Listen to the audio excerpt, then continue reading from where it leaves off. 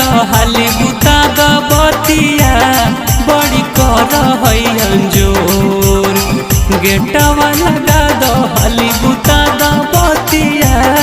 बड़ी कर अंजोर आई हाय धीरे धीरे तेरी करबाट पलंग बड़ी कर राजा सोर आई हाय धीरे धीरे तेरी करबाट पलंग बड़ी कर राजा सोर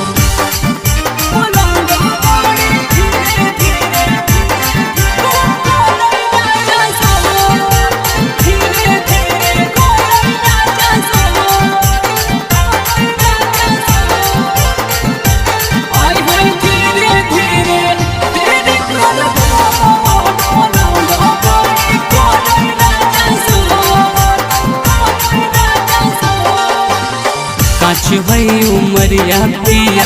कोमल जबनिया लहे लहे खोल साड़ी सिहर बदनिया रे राजा तुम ध्यान से काच भई उमरिया पिया कोमल जबनिया लहे लहे खोल साड़ी सिहर बदनिया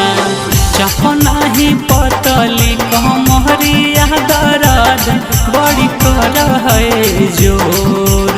चपना ही पतली कमरिया दर्द बड़ी कर है जोर आई हाय धीरे धीरे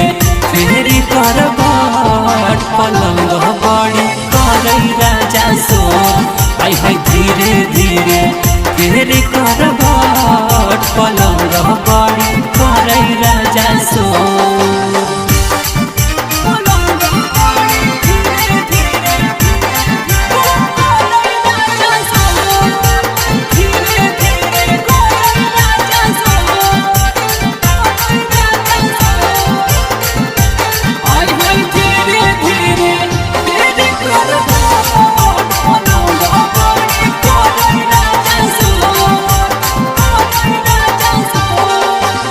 सुतल हो कही देवरा घरे चली जान जाइते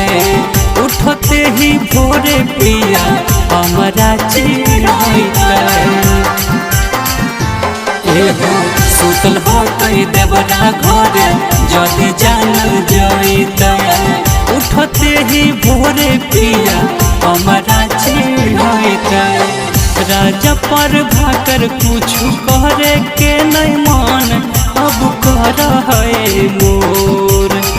अजय पर भाकर कुछ करे के नहीं मन अब कर है मोर आई हाय धीरे धीरे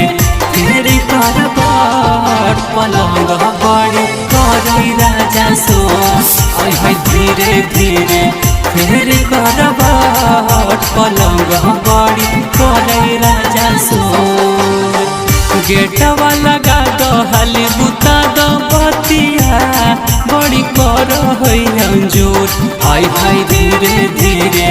तेरी करबाट पलंग बड़ी कर राजा सोर आई हाय धीरे धीरे तेरी करबाट पलंग बड़ी कर